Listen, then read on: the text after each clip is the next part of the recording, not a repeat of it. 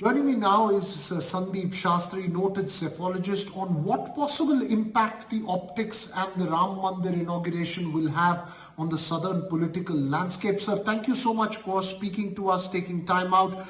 My question to you is simply this, that what impact, given the history of South Indian politics as far as the BJP is concerned and Hindutva is concerned, what impact do you think that the entire events that we see in Ayodhya have on the southern political landscape, not just from a political level, but at a subtext level? Do you believe that it can possibly dominate the political narrative as we head into 2024? Veera, I think the whole developments in Ayodhya and the whole inauguration of the temple has been planned extremely well to time it with the launch of the election campaign. If you look at the north of the Vindhyas and the south of the Vindhyas, I'm not too sure whether there would be a significant impact south of the Vindhyas. And even those who are likely to be swayed by the construction of the temple would actually already be BJP supporters. So I would not really know whether in the south there would be any new support that the BJP would be able to garner on this issue.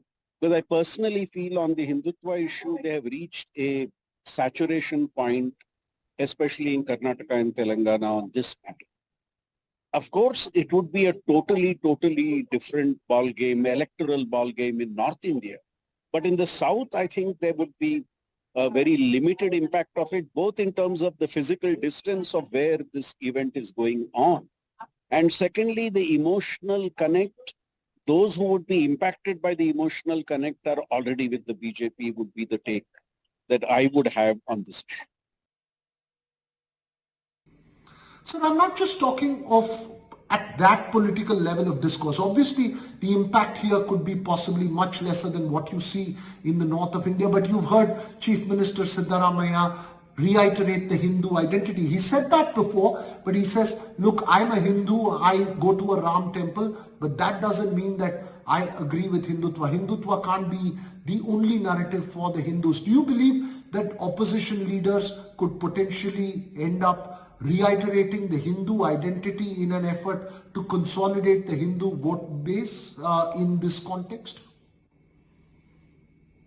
See, beyond a shadow of doubt, the BJP and NDA would use the Ram Temple issue to construct a narrative which is linked to unity of the country, identity of the country, image of the country, bringing back the old pride of the country. All these narratives would be very effectively weaved into the BJP campaign, I would see, even in the South. Now, I think it will also depend on how effective will the alternative narrative be. You already see the Congress facing a challenge as to how to respond to the entire invitation of being at Ayodhya. So I think the Congress would have to be, we would have to watch and see what stand they take on this, because this exclusive focus on the Nyaya narrative, the justice narrative, I don't know whether it would take them far unless they bring in other issues with that narrative. So I think how effective the NDA/BJP narrative would be with Ayodhya as an important pillar in that narrative, how effective it would be would depend upon how the opposition responds to it. Would you have a soft Hindutva stand in the Congress? Would that stand be something accepted by the larger alliance? These are issues which should have to be seen, because already you see today the communists saying that the BJP and the TMC are two faces of the RSS support. So you really don't know how that will play out for the larger alliance.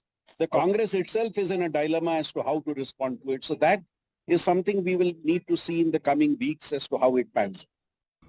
Thank you. Thank you so much, Professor Sandeep Shastri. Articulate as always. Thank you for those thoughts and that analysis of what possible impact the Ram Mandir inauguration could have on the southern political discourse.